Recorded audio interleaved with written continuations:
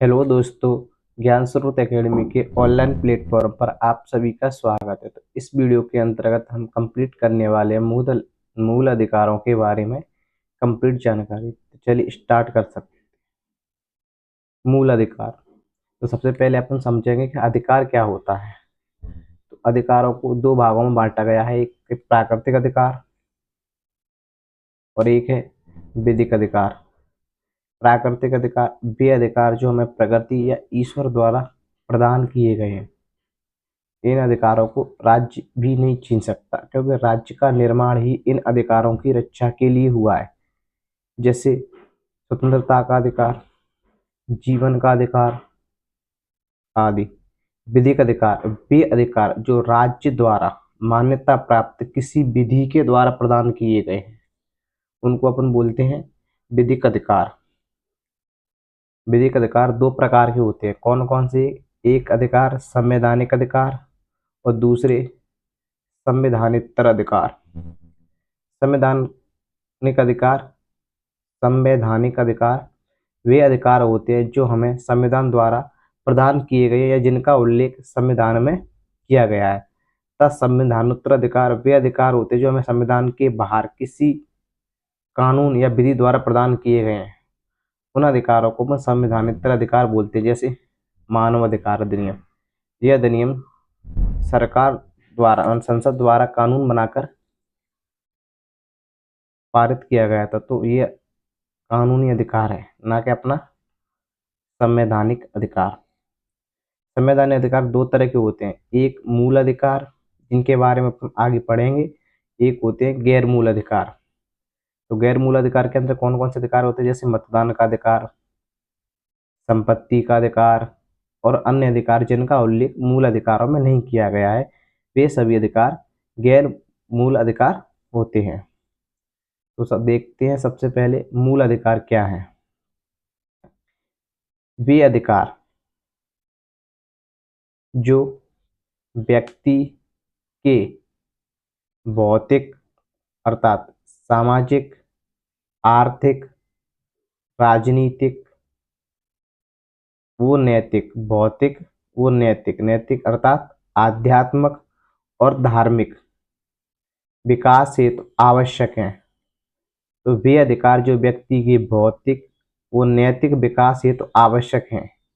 ये अधिकार व्यक्ति के भौतिक व नैतिक विकास की दशाओं के साथ साथ राज्य के खिलाफ भी व्यक्ति को आज़ादी सुनिश्चित करते हैं। तो इनको बोलते हैं अपन मूल अधिकार। तो मूल अधिकार की परिभाषा क्या है?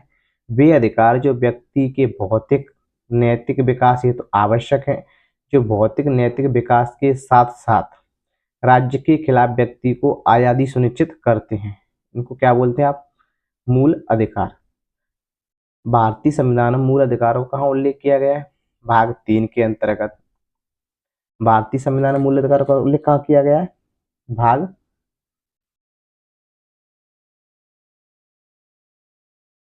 3 के अंतर्गत अनुच्छेद 12 से 35 तक मूल अधिकारों का उल्लेख किया गया है। इनमें आर्टिकल 14 से 32 तक मूल अधिकार वर्णित है, जब शेष अनुच्छेदों का संबंध मूल अधिकारों से संबंधित कुछ अन्य प्रबंधों से है। मूल अधिकारों को जब संविधान का निर्माण हुआ था 7 भागों में बांटा गया था, लेकिन 44वें संविधान संशोधन के माध्यम से संपत्ति के अधिकार को हटा दिया गया है। अर्थात अब ये अपना मूल अधिकार नहीं है, ये अपना कानूनी अधिकार है, क्योंकि इसका उल्लेख अब मूल अधिकार के अंतर्गत नहीं है। संविधान में इसका उल्लेख नहीं है, तो ये अपना मूल अधिकार नहीं है, अब अपना कानूनी अधिकार है। अब मूल अधिकार कितने भाग रह गए? 6 भागों में बांटा गया। वर्तमान मूल अधिकार कितने भागों के अंतर्गत बांटा गया है? 6 भागों के अंतर्गत बांटा गया है। तो देखते हैं भारतीय संविधान के अंतर्गत 6 भाग के अंदर कौन कौन से भाग है। जैसे 6 भागों में बांटा गया ना, तो सबसे पहला समता का अधिकार, अनुच्छेद 14 से लेकर 18 तक। दूसरा स्वतंत्रता का अधिकार, आर्टिकल 19 से लेकर 22 तक। तीसरा शोषण के विरुद्ध अधिकार कहाँ से कहाँ तक दिए गए? आर्टिकल 23 और 24 के अंतर्गत दिए गए हैं। अब अगला भाग है फोर्थ पॉइंट, लिखते हैं अपन।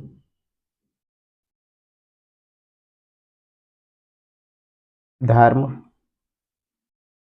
की स्वतंत्रता,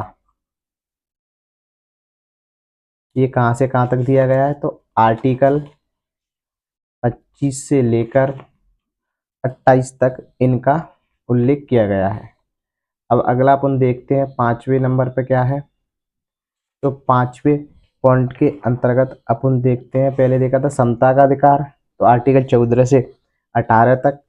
स्वतंत्रता के अधिकार आर्टिकल 19 से 22 तक दिए गए हैं। शोषण के विरुद्ध अधिकार आर्टिकल 23 और 24।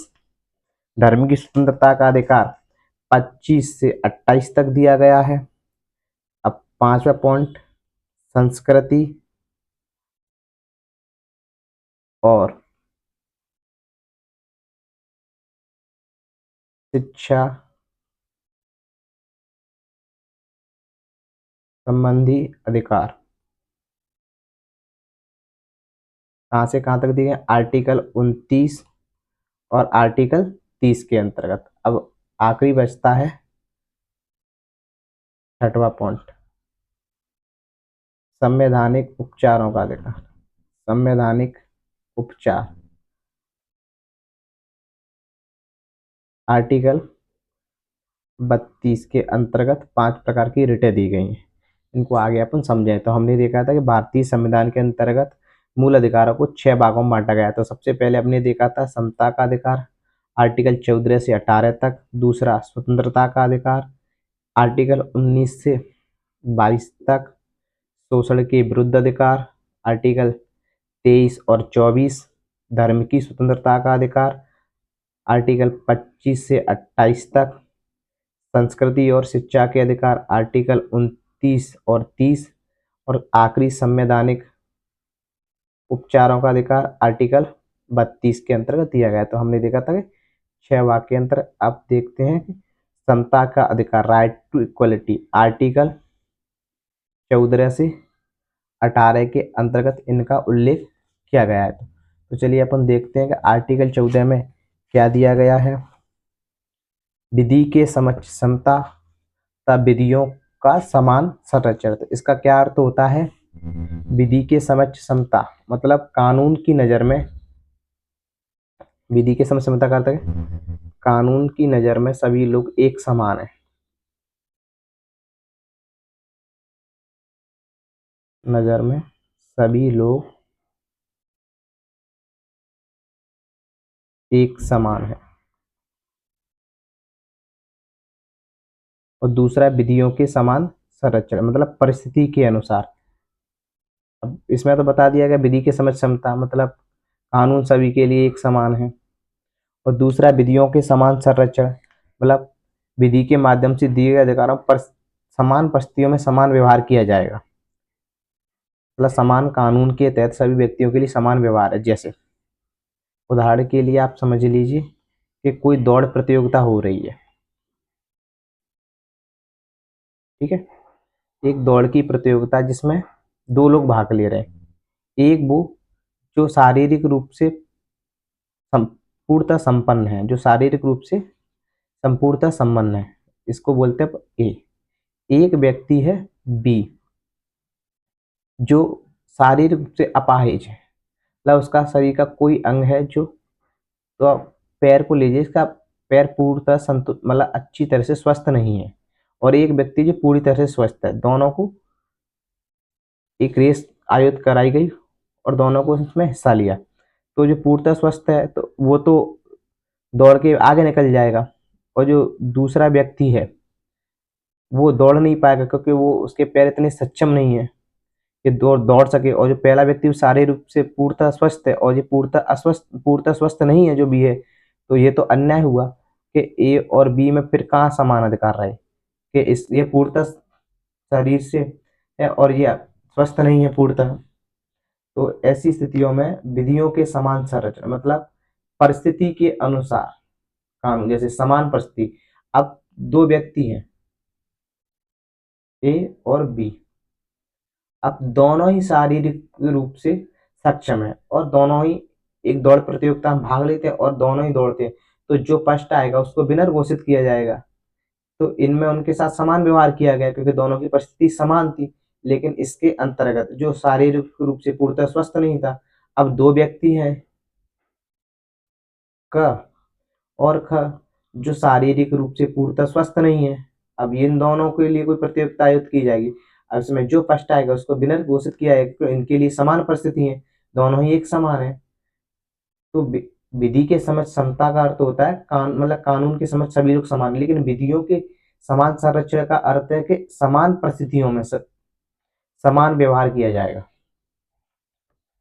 समझ में आया आप लोगों को? अगर कोई प्रॉब्लम है तो आप कमेंट बॉक्स में पूछ सकते हैं मेरे से, मैं वहां आपको एक बार और समझा दूंगा या अगली वीडियो के अंतर्गत इस टॉपिक को एक बार और अच्छी तरह से समझा दिया है। वैसे मैंने अच्छी तरह से समझा दिया है, अगर वैसे तो आपको कोई परेशानी नहीं होगी।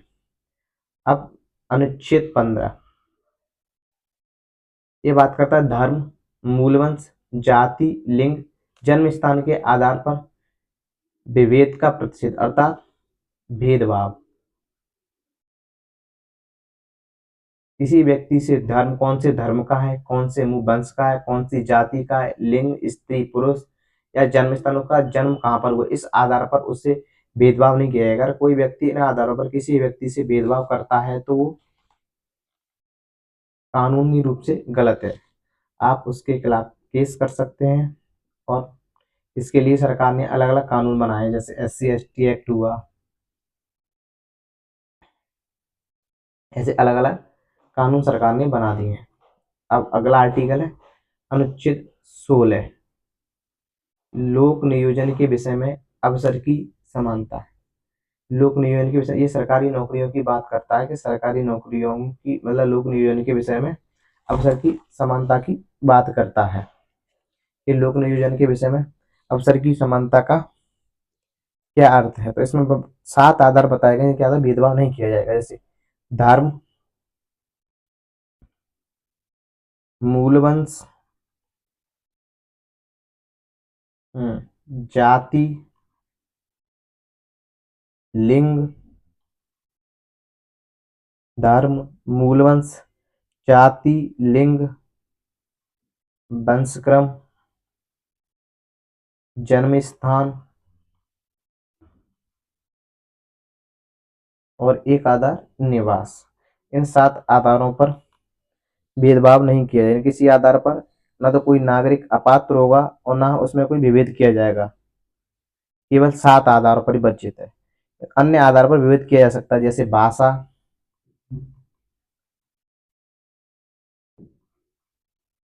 शारीरिक योग्यता, भी हम लोगों ने देखा था विधियों के समान विधि के समझ क्षमता और विधियों के समान संरक्षण, तो शारीरिक आधार पर किया जाएगा। शैक्षणिक आधार पर कौन कितना पढ़ा लिखा है, अब ऐसा नहीं है कि कोई एक व्यक्ति जो ए और बी दो व्यक्ति हैं, एक व्यक्ति पढ़ा लिखा है दूसरा व्यक्ति पढ़ा लिखा नहीं है, तो इस सरकारी नौकरी फॉर्म भरते वो बोलते हैं मैं भी इसको फॉर्म भरूंगा, इसलिए जो योग्यता उसके अंदर वो आप के अंदर होनी चाहिए। जैसे अगर कोई एग्जाम में बोलता है क्या आपको 12th पास है तो आप 12th पास हो तो उसमें फॉर्म भर सकते हैं। अब ऐसा नहीं बोल सकते कि सरकार हमारे साथ भेदभाव कर रही है, तो इस आधार पर भेदभाव किया जा सकता है। लेकिन धर्म, मूलवंश, जाति, लिंग, वंशक्रम, जन्म स्थान, निवास के आधार पर भेदभाव नहीं है। 7 आधार पर भेदभाव नहीं किया जा सकता। अन्य आधार हमने देखा, जैसे अगर कोई व्यक्ति किसी की भाषा अलग है, शारीरिक रूप से सक्षम नहीं है, शारीरिक योग्यता, शैक्षणिक योग्यता, तकनीकी, किसी में अगर टेक्नोलॉजी की जरूरत है तो उसमें टेक्नोलॉजी की आपको आनी चाहिए, तकनीकी समझ आपको जानकारी होनी चाहिए। तो लोक नियोजन के विषय में अवसर है, ये अदसर लिख गया है, ये गलत है, इसको अवसर कर लीजिए, क्योंकि अवसर की समानता होती है, मतलब समान अवसर दिए जाए, इस आधार पर आपके साथ भेदभाव नहीं किया जाएगा। अब अगला आर्टिकल है आर्टिकल 17 अस्पृश्यता का उन्मूलन मतलब छुआछूत। अगर आप वैसे तो इसकी कोई स्पष्ट परिभाषा नहीं है, लेकिन इसको यही बोलते हैं कि आप किसी व्यक्ति से अस्पृश्यता या छुआछूत के आधार पर भेदभाव नहीं कर सकते कि ये व्यक्ति किस जाति का है तो हम इससे टच हो न टच अनटचेबल। जैसे अगर कोई व्यक्ति नीची जाति का है तो उसको आप सम्मान न देना या उसके साथ गलत व्यवहार करना, उसके बगल में बैठने से मना कर देना, तो ये सभी आधार इसके लिए भी सरकार ने कानून बनाया, तो अपन इसके लिए SC/ST एक्ट को भी देख सकते हैं। और अगला अनुच्छेद है अनुच्छेद 18, उपाधियों का अंत। सेना और शिक्षा को छोड़कर सभी उपाधियों का निषेध किया जाता है। मतलब राज्य केवल सेना और शिक्षा संबंधी उपाधियां ही प्रदान करेगा, इसके सिवाय कोई अन्य उपाधि आप नहीं कर सकते। जैसे अगर कोई है जो बोलता है, जैसे पुराने जमाने में किसी को बोला जा सकता था जैसे राय बहादुर,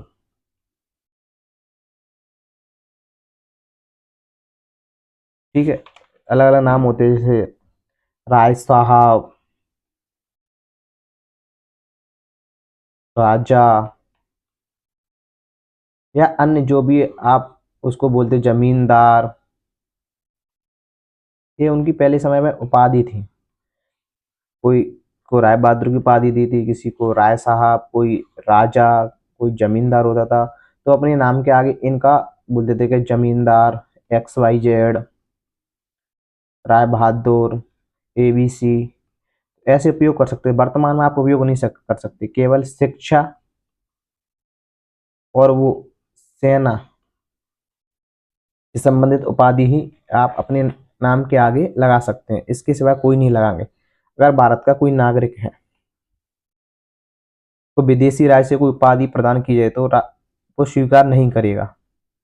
कोई भी विदेशी व्यक्ति जो राज्य के अधीन लाभ या विश्वास के पद पर काम कर रहा है, राष्ट्रपति की सहमति के बिना किसी विदेशी राज्य से कोई उपाधि धारण नहीं करेगा। मतलब राष्ट्रपति की अनुमति के बिना उपाधि नहीं ले सकता। कोई बाहरी व्यक्ति जो इंडिया कार्य कर रहा है, कोई अन्य देश को कोई उपाधि दे रहा है तो वो राष्ट्रपति की अनुमति के बाद ही उपाधि ले सकता है। तो हमने देखा कि समता के अधिकार के अंतर्गत कौन कौन से अधिकार आते हैं। तो पहला अधिकार अपने देखा था कि अनुच्छेद 14, तो अपने समझा कि विधि के समझ समता और विधियों के समान संरक्षण का क्या अर्थ है।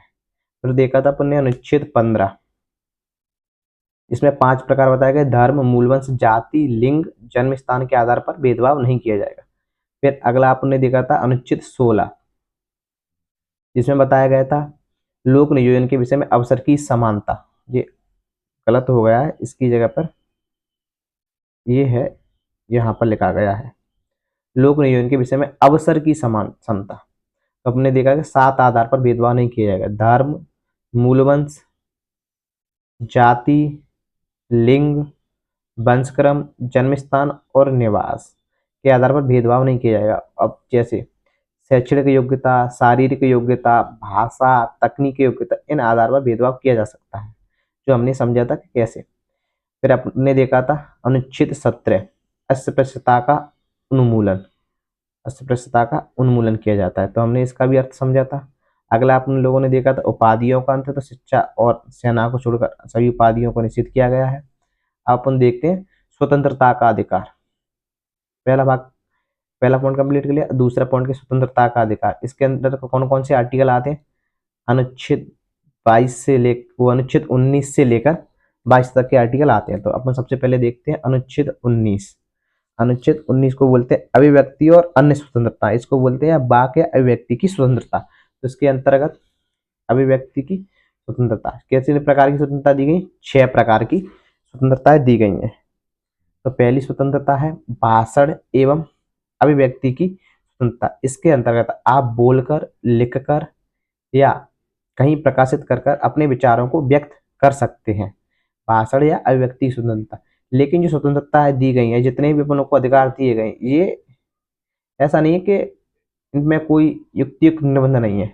जो अपन को स्वतंत्रता दी गई वो युक्तियुक्त निर्बंधों के साथ दी गई। जैसे अपन कोई बाहर दे रहे हैं, तो भाषण में मतलब बाहर दे रहे हैं तो इसका अर्थ नहीं है आप कुछ भी बोल सकते हैं। आप जो बाहर दे रहे हैं उसके अंतर्गत भारत की सुरक्षा, वो संप्रभुता, न्यायालय की अवमानना नहीं होनी चाहिए, लोक व्यवस्था नहीं बिगड़नी चाहिए, विदेशी राज्यों के साथ संबंध कर आप ऐसी स्पीच दे रहे हैं कि किसी विदेशी राज्य के साथ अपने संबंध खराब हो गए, शिष्टाचार एवं सदाचार और अपराध उद्दीपन होंगे। मतलब आप ऐसा नहीं कुछ बोल सकते जिनकी अगर आप किसी जाति के खिलाफ बोल रहे हैं, भड़काऊ बाहर दे रहे हैं, तो वो नहीं दे सकते आप। एक गरमा के अंतर्गत भाषण एवं अभिव्यक्ति की स्वतंत्रता प्रदान की गई है, मतलब इन पे युक्तियुक्त निर्बंध लगाए गए हैं। दूसरा, शांतिपूर्ण सम्मेलन करने का अधिकार। अगर आप कोई सम्मेलन वगैरह शांतिपूर्ण तरीके से कर रहे हैं तो उसमें कोई सरकार को कोई प्रॉब्लम नहीं है और आप इसके लिए अनुमति भी ले सकते हैं। लेकिन ऐसा नहीं है आपने शांतिपूर्ण सम्मेलन किया और वहां पर हंगामा होगा फिर सरकार उस पर एक्शन लेती है। आप कोई संघ बना सकते हैं, संगठन बना सकते हैं या सरकारी समिति बनाने का अधिकार, ये भी आपको मूल अधिकार है। भारत में कहीं भी आप घूम सकते हैं। आबाद संरक्षण का अर्थ है कहीं भी घूमना, आप कहीं भी घूम सकते हैं और भारत में कहीं भी निवास कर सकते हैं। कोई भी वृत्ति, व्यापार आदि का अधिकार, आप कोई भी व्यापार कर सकते हैं। लेकिन ये सभी स्वतंत्रता है वो युक्ति निबंधनों के साथ दी गई, ऐसा नहीं है कि इन पर कोई प्रतिबंध नहीं है। कुछ प्रतिबंधों के साथ आपको ये प्रदान की गई है। हमने देखा था कि बाहर की स्वतंत्रता प्रदान की गई है तो उसके अंतर्गत क्या क्या युक्ति निबंधन है। अब भाषण की स्वतंत्रता के अंतर्गत ही एक तो प्रेस की स्वतंत्रता, क्या प्रेस की स्वतंत्रता प्रदान की गई है, प्रेस की स्वतंत्रता, मीडिया।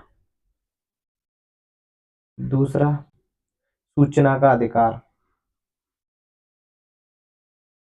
तीसरा, शांति का अधिकार।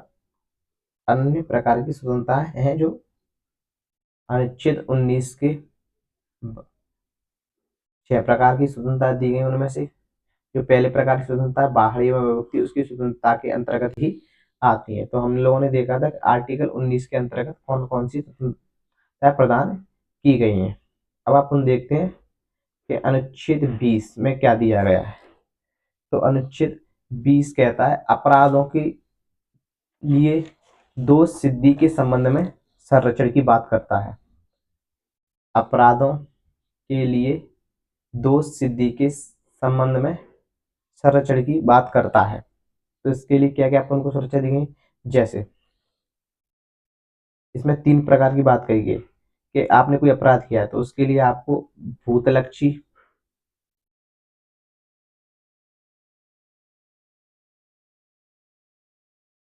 भूतलक्षी दंडिक विधियों से संरक्षण है। मतलब कोई अगर आपने कोई अपराध किया और उसके लिए वर्तमान में कानून नहीं तो ऐसा नहीं है कि कानून बनाकर और आपको उसके लिए दंड दिया जाए। दूसरा प्रावधान जो आपको सुरक्षा देता है वो ये कहता है कि दोहरे दंड से संरक्षण की बात करता है। दोहरे दंड से संरक्षण मतलब वो आपको एक ही अपराध के लिए 2 दंड नहीं दिए जाएंगे। और तीसरा बात करता है अपने विरुद्ध गवाही के संरक्षण में, अपने विरुद्ध गवाही के संरक्षण में।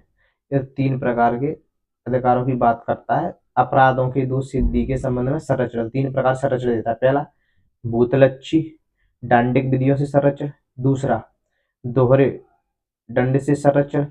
और तीसरा, अपने विरुद्ध गवाही देने से संरक्षण।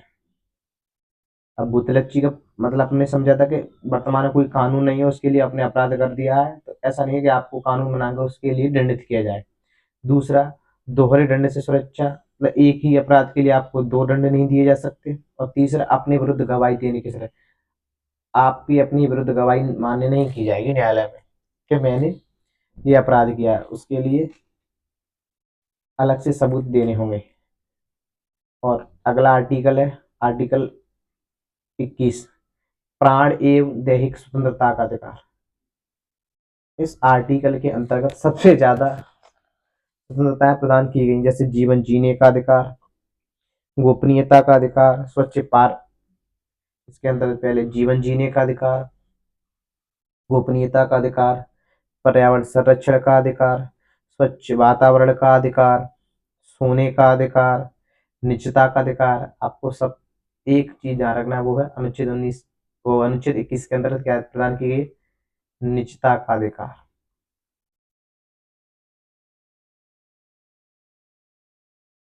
कई बार डार्ट क्वेश्चन आते हैं, निजता का अधिकार का उल्लेख कौन से आर्टिकल में किया गया, तो अनुच्छेद 19, तो अनुच्छेद 21 के अंतर्गत निजता के अधिकार का उल्लेख किया गया है।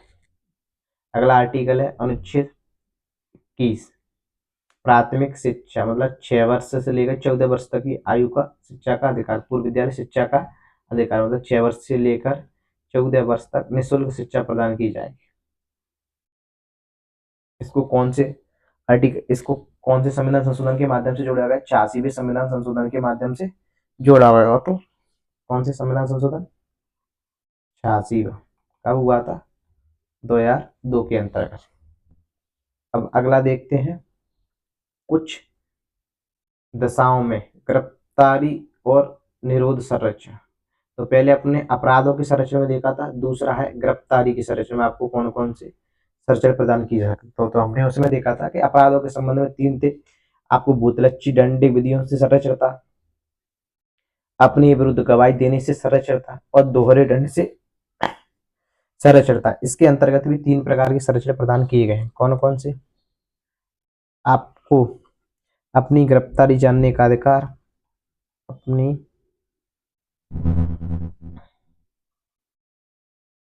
गिरफ्तारी जानने का अधिकार,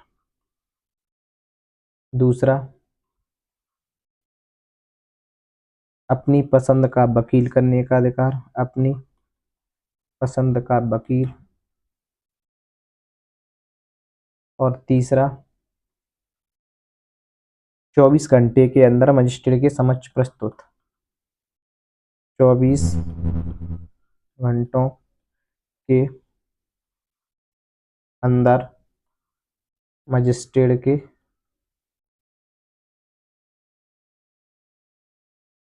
समक्ष प्रस्तुत। इसके जो 24 घंटे इसके अंतर्गत आपको गिरफ्तार किया जाता है, तो आपकी यात्रा कितने घंटे में हुई है वो उसको काउंट नहीं किया जाएगा, कोई अवकाश वगैरह है तो उसको भी काउंट नहीं किया जाएगा। तो आपको अपनी गिरफ्तारी की संरक्षण में 3 प्रकार के संरक्षण प्रदान किए गए, कौन कौन से, एक तो अपनी गिरफ्तारी जानने का अधिकार, अगर आपको कोई गिरफ्तार करा तो अपन पूछ सकते हैं कि किस जुर्म में मेरे को गिरफ्तार किया जा रहा है, अपनी पसंद का वकील कर सकते हैं, और आपको गिरफ्तार किए जाने के बाद 24 घंटों के अंदर मजिस्ट्रेट के सामने प्रस्तुत करना होगा। तो इसके और ये 24 घंटे इसके अंतर्गत आपकी यात्रा, वो अवकाश का समय काउंट नहीं किया जाता है। ठीक है, तो आपको ये 2 आर्टिकल विशेष रूप से ध्यान रखने, इसमें ही सबसे ज्यादा कंफ्यूजन होती है कि अनुच्छेद 20 में क्या लिखा गया है और अनुच्छेद 22 में। एग्जाम में भी ये आर्टिकल सबसे ज्यादा आते हैं और लोग सबसे ज्यादा कंफ्यूजन इन्हीं आर्टिकल में होते हैं कि आर्टिकल 20 में क्या लिखा है और 22 में क्या लिखा है। तो इस ध्यान रखने के लिए सबसे पहले आप इसमें देख सकते हैं कि अपराधों के संबंध में संरक्षण दिया गया है। तो इसमें गिरफ्तारी,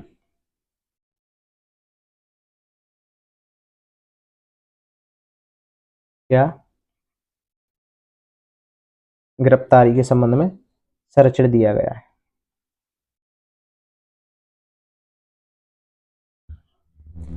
जैसे आपको ध्यान रखना है, पहले अपराध होता है, उसके बाद व्यक्ति को गिरफ्तार किया जाता है। पहले कोई व्यक्ति अपराध करेगा, उसके बाद गिरफ्तार किया जाएगा। तो इस आपको ध्यान रखने के लिए कि अनुच्छेद 20 मतलब में क्या लिखा है और अनुच्छेद 22, तो अगर आपको ध्यान नहीं रहता है और दोनों आर्टिकल 20 और 22, तो आप देखते हैं 20 पहले आता है मतलब अपराध पहले होगा और 22 बाद में आता है तो उसके बाद गिरफ्तारी होगी। इस तरह आप ध्यान रख सकते हैं। अब देखते हैं शोषण के विरुद्ध अधिकार। शोषण के विरुद्ध अधिकार, राइट टू फ्रीडम, अनुच्छेद 23 और अनुच्छेद 24 के अंतर्गत क्या क्या लिखा गया है। तो अनुच्छेद 23 में लिखा गया है, मानव के दुर्व्यापार,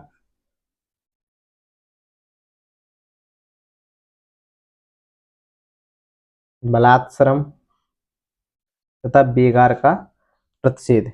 इसका मानव के दुर्व्यापार, बेगार, बलात्श्रम की मनाही। प्रतिषेध मतलब मनाही।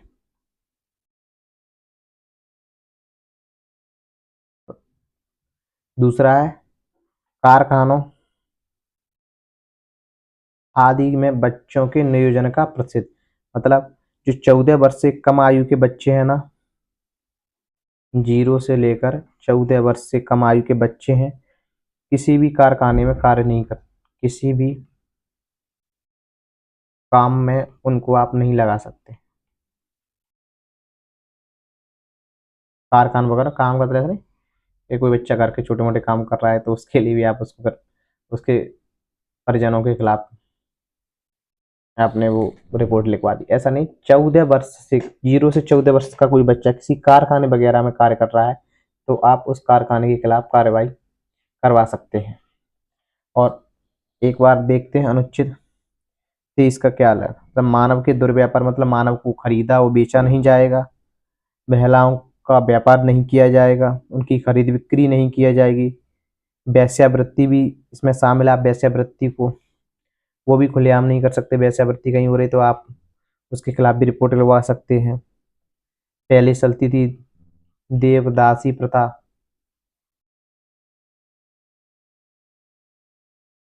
और दास प्रथा, इन दोनों की भी मनाही है। ये देवदासी प्रथा का क्या अर्थ है और दास प्रथा का क्या अर्थ है, तो हमने मतलब देवदासी और दास प्रथा इनका भी उन्मूलन किया जाता है आर्टिकल 23 के अंतर्गत। मानव के दुर्व्यापार, बलात्श्रम और बेगार। आप किसी से फ्री में कार्य भी नहीं करवा सकते। आपने किसी से काम करवा लिया और उसको पैसा नहीं दिया है तो वो आपके खिलाफ रिपोर्ट लिखवा सकता है। बेकार प्रतिषेध, बिना पैसों के कार्य नहीं करवाया जा सकता। तो अनुच्छेद 23 को हमने देखा और अनुच्छेद 24 को देखा। इसके अंतर्गत क्या लिखा और ये किसके अंतर्गत आते हैं? शोषण के विरुद्ध अधिकार के अंतर्गत आते हैं। अब देखते हैं धर्म की स्वतंत्रता का अधिकार। जो धर्म की स्वतंत्रता है वो आर्टिकल 25 से लेकर 28 तक दी गई है। Right to freedom of religion. तो सबसे पहली स्वतंत्रता है वो है अंतःकरण की स्वतंत्रता, धर्म को अबाध रूप से मानने। इनको समझे, इनका अलग अलग क्या अर्थ है अभी। आचरण और प्रचार करने की स्वतंत्रता। तो अंतःकरण की स्वतंत्रता का क्या अर्थ है? इसका क्या अर्थ है? प्रत्येक व्यक्ति को अपनी व्यक्तिगत विचारधारा, सोच, आस्था के अनुसार जीवन जीने का अधिकार है। मतलब व्यक्ति चाहे जिस धर्म को मान सकता है, उस धर्म में अपनी आस्था रख सकता है। प्रत्येक व्यक्ति को अपनी व्यक्तिगत विचारधारा, सोच और आस्था रखने का अधिकार है। तो ये देखा अपने अंतःकरण का अधिकार। मतलब कोई व्यक्ति जिस धर्म के बारे में अपनी सोच रखता है, किसी भी धर्म में कोई भी आस्था रख सकता है। जरूरी नहीं है कि जिस धर्म का हो और उसी धर्म के अंतर्गत आस्था रहा हो। धर्म को अबाध रूप से मानने का अर्थ है व्यक्ति अपने धर्म के प्रति श्रद्धा एवं विश्वासों का स्वतंत्रता पूर्वक खुलेआम घोषित करना कि मैं किस धर्म का व्यक्ति हूँ। खुलेआम चर्चा करके मैं किस धर्म का व्यक्ति हूँ, मैं हिंदू धर्म का हूँ, मैं मुस्लिम धर्म का हूँ, मैं सिख धर्म का हूँ, मैं ईसाई धर्म का। खुलेआम आप बता सकते हैं कि मैं किस धर्म का व्यक्ति, इस पर कोई रोक नहीं है। आचरण और प्रचार करने की स्वतंत्रता, आप अपने धर्म की प्रचार प्रसार कर सकते हैं, पर ऐसा नहीं है कि आप अपने धर्म का प्रचार प्रसार कर रहे हैं और दूसरे धर्म को गलत बता रहे हैं। आप दूसरे धर्म की बुराई नहीं कर सकते। अपने धर्म का आप प्रचार प्रसार अच्छी तरीके से कीजिए। आप किसी को धर्म कन्वर्ट नहीं करवा सकते, किसी का धर्म नहीं बदलवा सकते। ये गैर कानूनी है कि कोई व्यक्ति हिंदू है और कोई उसको मुस्लिम बना रहा है, तो ये गैर कानूनी है। और कोई व्यक्ति मुस्लिम है और उसको आप हिंदू बनाने की कोशिश कर रहे हो तो ये भी गैर कानूनी है। अनुच्छेद 26 धार्मिक कार्यों के प्रबंधन की स्वतंत्रता। जो आर्टिकल 25 में जो स्वतंत्रता दी गई है, आर्टिकल 25 में जो स्वतंत्रता दी गई है वो व्यक्ति को प्राप्त है। किसको प्राप्त है? ये व्यक्ति को, और ये संस्थाओं को प्राप्त है।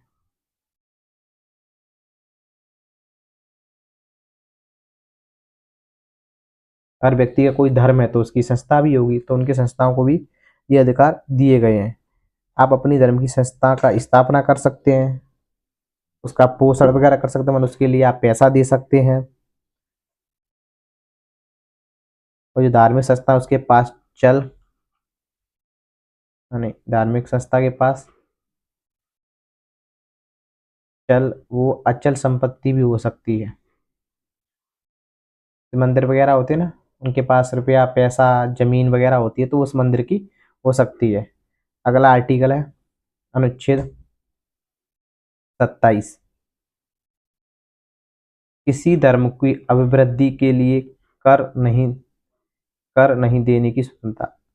अब ऐसा नहीं है कि किसी धर्म को बढ़ावा देने के लिए सरकार आपसे कर ले सकती है, या सरकार आपसे जो कर लेती है उससे किसी धर्म को बढ़ावा दे सकती है, नहीं, ऐसा नहीं कर सकते। इस सीधी सीधी बात करता है आर्टिकल, किसी धर्म की अभिवृद्धि के लिए कर नहीं देने की स्वतंत्रता। किसी धर्म की वृद्धि के लिए अगर कोई कर मांगता तो आप नहीं दीजिए, किसी धर्म को बढ़ावा देने के लिए आपको इतना पैसा देना होगा तो जरूरी नहीं है। उस धर्म का व्यक्ति अपनी सेवा भाव से उस संस्थान को इतना पैसा दे सकता है, देना चाहे दे सकता है, लेकिन जबरदस्ती किसी से पैसा नहीं लिया जा सकता किसी धर्म को बढ़ाने के लिए। अगला आर्टिकल है अनुच्छेद 28। कुछ शिक्षा संस्थाओं में धार्मिक शिक्षा या धार्मिक उपासना में उपस्थित होने की स्वतंत्रता। अब ये चर्चा करता है कि कोई शिक्षा संस्थान है, उसमें धार्मिक शिक्षा दी जा रही है और आपको जबरदस्ती बाध्य किया जा रहा है कि आपको ये धार्मिक शिक्षा लेने ही आने होंगे। जैसे हिंदुओं के अलग अलग होते हैं धार्मिक शिक्षा देने के संस्थान, मुस्लिमों के अलग अलग अलग अलग होते हैं जिनमें धार्मिक शिक्षा दी सकती है, तो कुछ किस किस में नहीं दी जा सकती। पहला, जो शिक्षा संस्थान राज्य द्वारा पूर्णतः वित्त पोषित है, तो जिनका पैसा सरकार के द्वारा आता है जिन शिक्षण संस्थानों को चलाने के लिए, ये सरकारी स्कूल, तो उसमें नहीं दी जा सकती शिक्षा, धार्मिक शिक्षा नहीं दी जा सकती। और दूसरा पॉइंट देखते हैं, राज्य द्वारा आर्थिक सहायता प्रदान की जाती है, किसी शिक्षा संस्था को राज्य द्वारा आर्थिक सहायता दी जा रही है, तो वहां दी जा सकती है, लेकिन किसी को बाध्य करके नहीं, लेकिन बाध्य करके नहीं, कि किसी शिक्षा संस्थान में जो राज्य द्वारा आर्थिक सहायता प्राप्त है वहां धार्मिक शिक्षा दी जा रही है और आपको बाध्य किए जा रहे हैं कि आपको ये शिक्षा ले नहीं सकती, आप बाध्य नहीं कर सकते। अगर किसी की इच्छा है तो कोई धार्मिक शिक्षा ले सकता है, और नहीं इच्छा है तो नहीं ले सकता, आप जबरदस्ती नहीं कर सकते किसी के साथ। और जो राज्य द्वारा मान्यता प्राप्त रहते हैं ना शिक्षा संस्थान रहते हैं, जो राज्य द्वारा मान्यता प्राप्त रहते हैं, राज्य द्वारा मान्यता प्राप्त, जो राज्य द्वारा मान्यता प्राप्त है ना, वहां भी दी जा सकती है, और वहां दी जा सकती है, ऐसा प्रावधान भी किया जा सकता है, प्रावधान, लेकिन बाध्य नहीं किया जा सकता कि आपको शिक्षा लेनी ही है। अगला पॉइंट है चौथा नंबर का पॉइंट, तो आपने देखा था राज्य द्वारा अगर पूर्णतः वित्त पोषित है तो बिल्कुल शिक्षा नहीं दी जा सकती, अगर राज्य द्वारा आर्थिक सहायता प्राप्त है तो दी जा सकती है धार्मिक शिक्षा, लेकिन बाध्य नहीं किया जा सकता। राज्य द्वारा मान्यता प्राप्त है वहां शिक्षा दी जा सकती है, ऐसा प्रावधान भी किया जा सकता है, लेकिन बाध्य नहीं किया जा सकता। और आखिरी और चौथा पॉइंट, ऐसा शिक्षण संस्थान जो न तो राज्य द्वारा वित्त पोषित है और न ही मान्यता प्राप्त है, वहां मतलब न तो पूर्ण राज्य द्वारा पोषित, राज्य द्वारा पोषित या अन्य सुविधाएं प्राप्त, जो अन्य सुविधाएं हमने देखी थी वो अन्य सुविधाएं प्राप्त, यहाँ बाध्य भी कर सकते हैं कि ये शिक्षण संस्थान है ना, बाध्य कर सकते केवल धार्मिक शिक्षा के लिए, लेकिन न तो राज्य द्वारा वित्त पोषित होगा न ही राज्य द्वारा उसको अन्य सुविधाएं प्राप्त हो, तो ही आप बाध्य कर सकते हैं। इसमें देखा था हमने अनुच्छेद 28 में कुछ शिक्षा संस्थाओं में धार्मिक शिक्षा या धार्मिक उपासना में उपस्थित होने की स्वतंत्रता, तो राज्य द्वारा पूर्णतः वित्त पोषित में नहीं, राज्य द्वारा आर्थिक सहायता प्राप्त में अपन दे सकते हैं लेकिन बाध्य नहीं कर सकते। जो राज्य द्वारा मान्यता प्राप्त है वहां दे सकते हैं, प्रावधान कर सकते हैं लेकिन बाध्य नहीं। और चौथा पॉइंट, जो राज्य द्वारा न तो पोषित है और ना ही उसको अन्य सुविधाएं प्रदान की सकती है, वहां बाध्य भी कर सकते हैं। अगला, संस्कृति और शिक्षा संबंधी अधिकार, कल्चरल एंड एजुकेशनल राइट। तो इस कौन कौन से आर्टिकल में दिए गए हैं? अनुच्छेद 29 और अनुच्छेद 30। तो अनुच्छेद 29 में बताया गया है भाषा, लिपि और संस्कृति को बनाए रखने के लिए अधिकार। अगर किसी कोई विशिष्ट भाषा है, विशिष्ट संस्कृति है, तो उसको बनाए रखने के लिए उनको अधिकार प्रदान किए जा सकते हैं।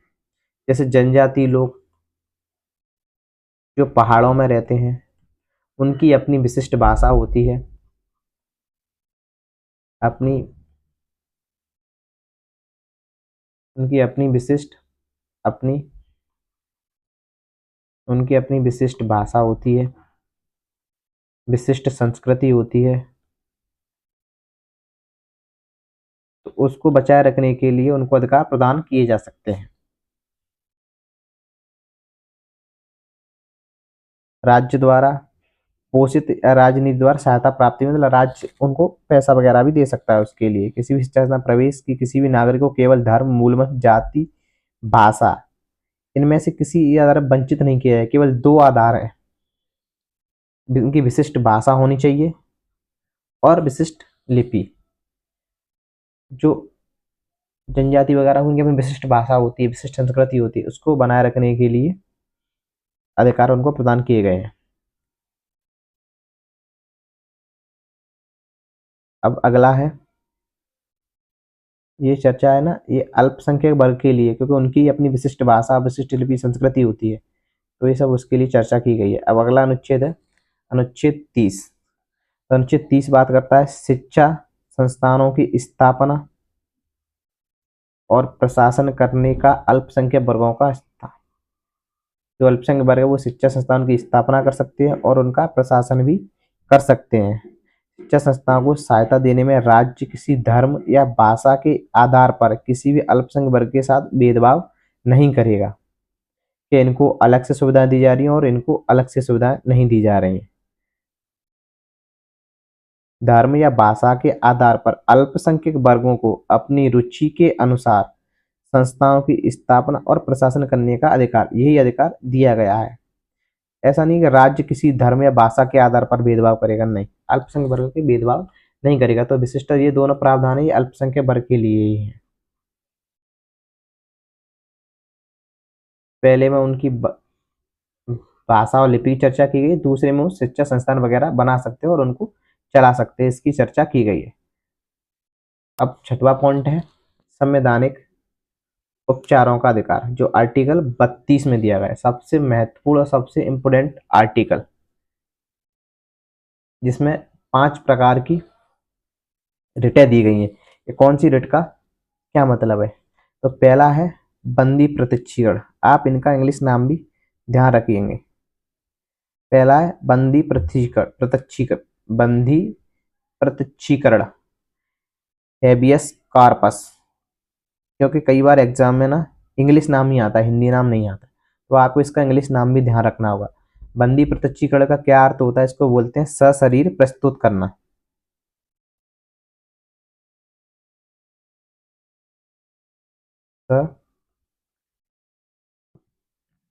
शरीर प्राप्त करना,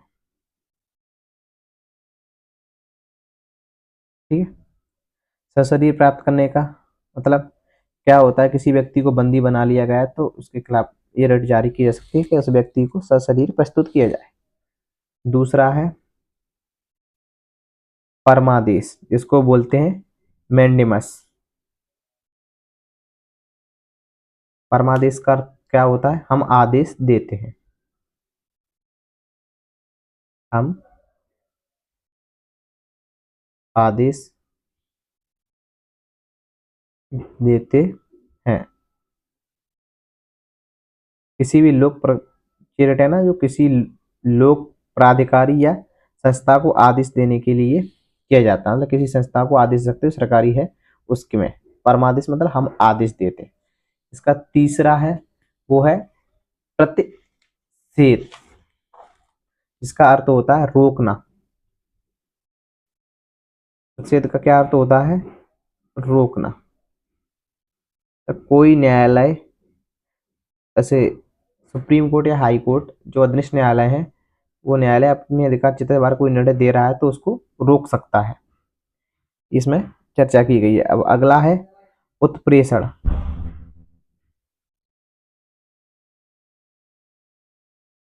का अर्थ क्या होता है? प्रतिषेध मतलब रोकना, और उत्प्रेषण मान मनाही। ये भी सुप्रीम कोर्ट हाई कोर्ट अपने अधीनस्थ न्यायालय को तब संशोधित कर, मतलब तब ये रिट जारी करता है जब उसने अधिकार क्षेत्र से बाहर जाकर कोई निर्णय दे दिया है, और जो निर्णय दिया है वो उसके अधिकार क्षेत्र के अंतर्गत नहीं आता था, तो उसके खिलाफ ये रिट जारी की सकती है। अधिकार परीक्षा, इसका अर्थ होता है आपका क्या अधिकार है, आपका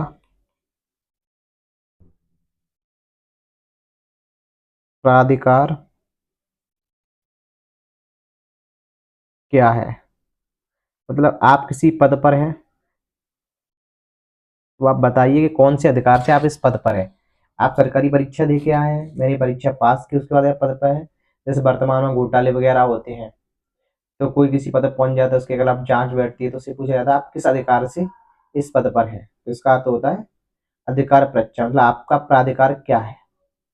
तो हमने देखा बंदी प्रत्यक्षीकरण, सशरीर प्राप्त करना, परमादेश हम आदेश देते हैं, प्रतिषेध रोकना, कोई न्यायालय अपने अधिकार से बाहर निर्णय देने की कोशिश करता है तो उसको रोकना, उत्प्रेषण मन मनाही, किसी न्यायालय ने अपने अधिकार से बाहर जाकर कोई निर्णय दे दिया है तो उसको सुप्रीम कोर्ट या हाई कोर्ट अपने पास बुलाता है और उस मामले के द्वारा सुनवाई करता है। अधिकार परीक्षा आपका क्या प्राधिकार है। जो अनुच्छेद 32 है ना, वो ये सही प्रावधान सुप्रीम कोर्ट के लिए और हाई कोर्ट के लिए अनुच्छेद 226 में बताए गए क्या क्या प्रावधान है।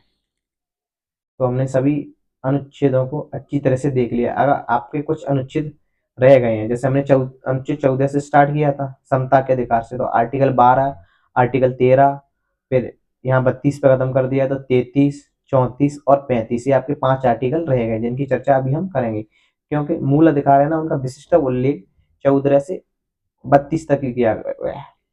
जो अन्य आर्टिकल उनके बारे में अन्य प्रावधान करते हैं। जैसे अनुच्छेद 12 में राज्य की परिभाषा दी गई है कि राज्य के अंतर्गत क्या क्या आएगा, वो अभी अपन आगे देखेंगे कि राज्य के अंतर्गत क्या आएगा, अलग से समझेंगे। अनुच्छेद 13 बात करता है संविधान पूर्व, संविधान पश्चात निर्मित या अन्य विधियों से मूल अधिकारों की सुरक्षा की गारंटी। संविधान पूर्व मतलब संविधान के निर्माण से पहले अगर कोई प्रावधान है जो मूल अधिकारों के विरुद्ध है तो उसको समाप्त किया जाएगा। संविधान के निर्माण होने के पश्चात कोई कानून है जो मूल अधिकार या संविधान का उल्लंघन करता है तो उसको भी समाप्त किया जाएगा। या वर्तमान में सरकार द्वारा कोई ऐसा कानून बनाया गया है जो संविधान का उल्लंघन करता है तो उसको भी समाप्त किया जाएगा। इसके बारे में कौन सा आर्टिकल अपन को देता है प्रावधान? अनुच्छेद 13। अगला आर्टिकल है अनुच्छेद 33, सेना, पुलिस, सुरक्षा बलों या आसूचना संगठनों आदि के मूल अधिकारों को सीमित करने का अधिकार किसके पास है? इन सभी के मूल अधिकारों को सीमित करने का अधिकार संसद के पास है। अगला आर्टिकल है अनुच्छेद 34, सेना विधि लागू होने की स्थिति में, मतलब मार्शल लॉ कहीं लगा हो, जहाँ सेना का कानून लगा हो, तो मूल अधिकारों को सीमित करने की शक्ति संसद के पास होती है। अगर किसी क्षेत्र में मार्शल लॉ लगा है, मतलब सेना का कानून लगा है, तो वहां पर मूल अधिकारों को सरकार सीमित कर सकती है। तो वहां पर जो अपने न्यायालय ना उनकी जगह सेना के न्यायालय हैं वही कार्य करते हैं। और अगला आर्टिकल है अनुच्छेद 35।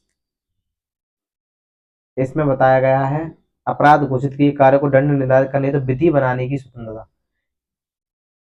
कई बार क्वेश्चन आया है कि मूल अधिकारों के लिए विधि बनाने की स्वतंत्रता है वो किसके पास है। तो ऑप्शन में आता है राष्ट्रपति, संसद, प्रधानमंत्री, लोकसभा। तो किसके पास है? संसद के पास शक्ति है मूल अधिकार के संबंध में कानून बनाने की। अब अपन देखते हैं कि अनुच्छेद 12 जिसमें राज्य की परिभाषा बताई गई थी। तो राज्य की परिभाषा के अंतर्गत क्या क्या शामिल है? तो राज्य की परिभाषा के अंतर्गत क्या क्या आता है? राज्य का क्या अर्थ है? जैसे अपन लोगों ने मूल अधिकार पढ़े तो वहां कई जगह राज्य का उल्लेख हुआ, तो उस राज्य शब्द का क्या मतलब है? जैसे आप नीति निर्देशक तत्व पढ़ेंगे तो उसमें भी कई जगह राज्य का उल्लेख किया गया है। तो उस राज्य शब्द का अर्थ क्या है उसको अपन जानने की कोशिश करते हैं। तो राज्य शब्द का अर्थ है भारत की सरकार व संसद। अगर कहीं राज्य का उल्लेख है तो उसका अर्थ भारत सरकार व संसद। दूसरा, सभी राज्य की सरकारें और विधानमंडल। सभी स्थानीय प्राधिकारी, अन्य प्राधिकारी उच्चतम न्यायालय के अनुसार किसी भी उस निजी इकाई या एजेंसी जो बतौर राज्य की संस्था काम कर रही है। तो ये सभी प्रावधान राज्य के अंतर्गत ही आते हैं। मतलब राज्य शब्द का अर्थ ये है जो मूल अधिकारों के अंतर्गत जहां जहां राज्य शब्द का उल्लेख किया गया उसका अर्थ यही है भारत सरकार, संसद, राज्य सरकार या विधानमंडल, सभी स्थानीय प्राधिकारी या अन्य प्राधिकारी जो उच्चतम न्यायालय को बतौर संस्था घोषित किया गया है। अब अपन देखते हैं इनसे संबंधित महत्वपूर्ण क्वेश्चन जो अलग अलग एग्जामों में आए हैं। तो संविधान में मौलिक अधिकारों का उल्लेख कौन से आर्टिकल से किया गया? तो 12 से लेकर 35 तक मूल अधिकारों का उल्लेख किया गया है। और विशिष्टता मूल अधिकारों का उल्लेख 14 से 32 तक किया गया। अगर ऑप्शन आता है ये नहीं दिया है और 14 से 32 दिया तो आप ये भी लगा सकते हैं। अब अगला क्वेश्चन है संविधान में कौन सा अनुच्छेद समानता के अधिकार की बात करता है? संविधान का कौन सा आर्टिकल है जो समानता के अधिकार की बात करता है? तो अपने देखा था आर्टिकल 14। 12 में राज्य की परिभाषा दी गई है, 19 बाकी व्यक्ति स्वतंत्रता दी गई है और इसमें निजता का अधिकार दिया गया है। जीवन और व्यक्तिगत स्वतंत्रता का अधिकार कौन से आर्टिकल में दिया गया है? 21। अनुच्छेद 17 अस्पृश्यता का अंत। अनुच्छेद 19 बाकी व्यक्ति की स्वतंत्रता। अनुच्छेद 25 धर्म से संबंधित आर्टिकल है जो आपने देखा था अभी के धर्म का अबाध रूप से मानने, प्रचार प्रसार करने, इन सब की मनाही के बारे में चर्चा करता है। अनुच्छेद 25 में चर्चा की गई है कि अंतःकरण और धर्म की स्वतंत्रता बताई गई है। अंतःकरण की स्वतंत्रता क्या अर्थ है? धर्म की न मानने का, ये वाला आर्टिकल है। इसका सही आंसर क्या है? अनुच्छेद 21।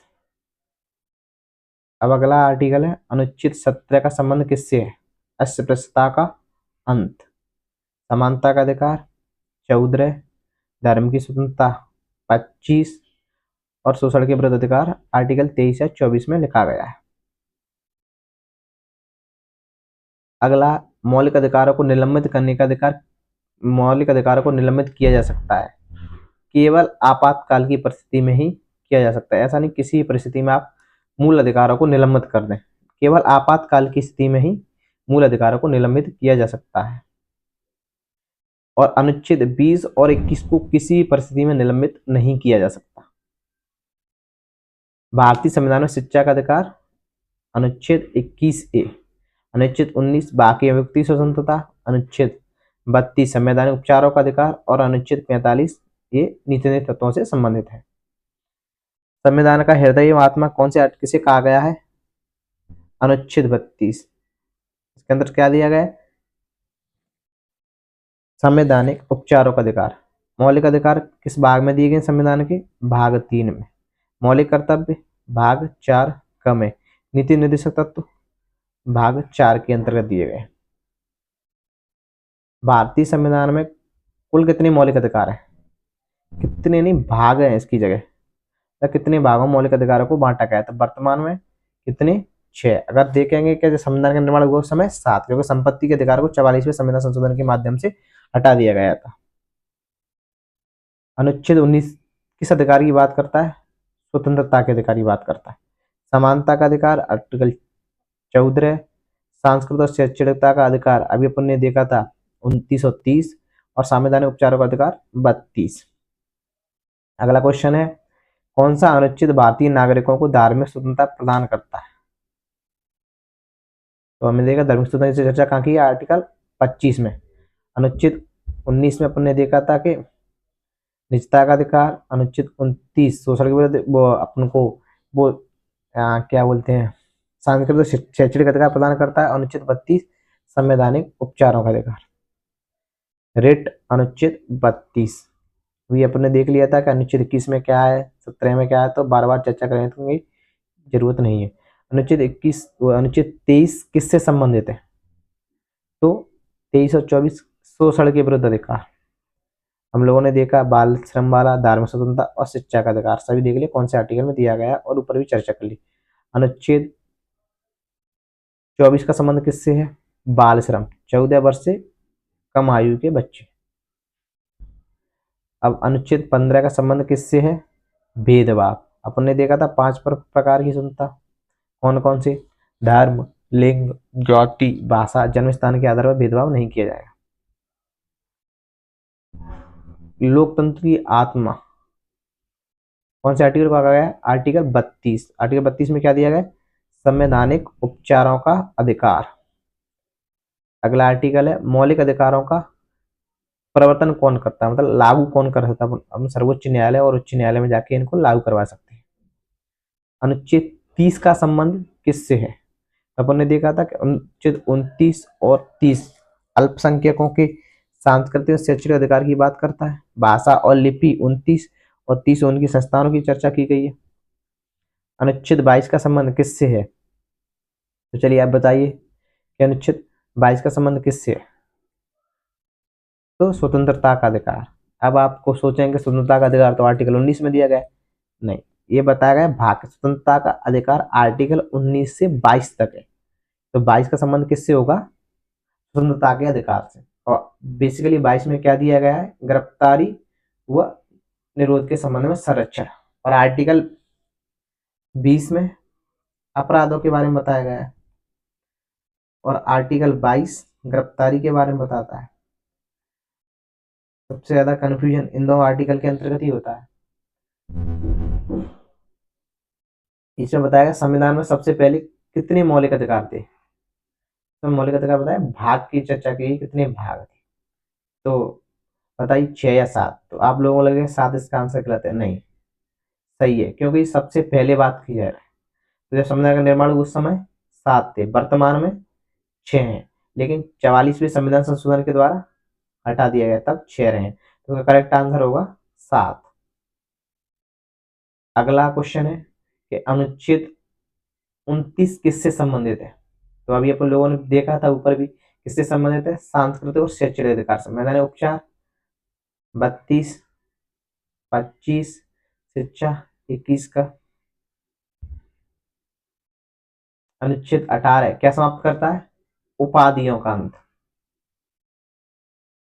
अगला क्वेश्चन, कौन सा अनुच्छेद विदेशी नागरिकों को भी संरक्षण प्रदान करता है, तो बताइए आर्टिकल 14, क्योंकि जो भारतीय नागरिकों को प्राप्त कौन कौन से अनुच्छेद है, जो अनुच्छेद भारतीय,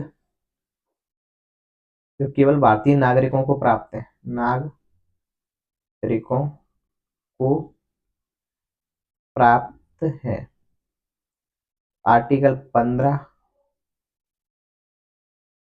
आर्टिकल 19, 29, 30 और 16। आर्टिकल 15, आर्टिकल 16, आर्टिकल 19, आर्टिकल 29 और आर्टिकल 30। आर्टिकल 15 में क्या है आप लोगों को पता है, आर्टिकल 16 के अंतर्गत क्या है ये भी पता है, आर्टिकल 19 में क्या दिया गया है, आर्टिकल 29 में क्या दिया गया है, और आर्टिकल 30 में क्या दिया गया है।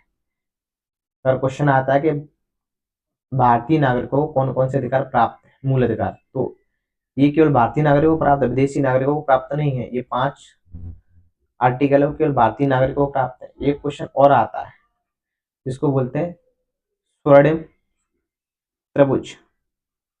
कई बार क्वेश्चन एग्जाम में आता है कि स्वर्णिम त्रिभुज कौन कौन से आर्टिकल को बोला जाता है। तो स्वर्णिम त्रिभुज 3 आर्टिकलों को बोला जाता है।